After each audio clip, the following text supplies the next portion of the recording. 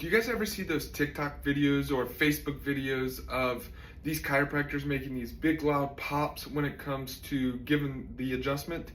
Most people think that's cracking bones or that their bones are getting misaligned or rubbing together. Well, that's completely not true. Let me tell you what it actually is. So I'm going to describe this when it comes to neck adjustments, or as chiropractors say, cervical adjustments.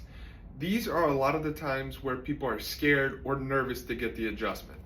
So I'm going to come a little closer here, and do you see these individual joints right here, right here, right here, right here, and right here? Well, those are all filled with what's called synovial fluid. And when you put an impulse or you perform the chiropractic adjustment, the pressure changes within those joints, which causes gas to release from those joints.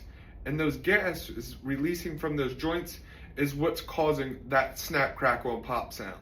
So again, it's not your bones cracking, it's not your bones rubbing together, it's simply just the gas within those joints moving around and expelling from that capsule.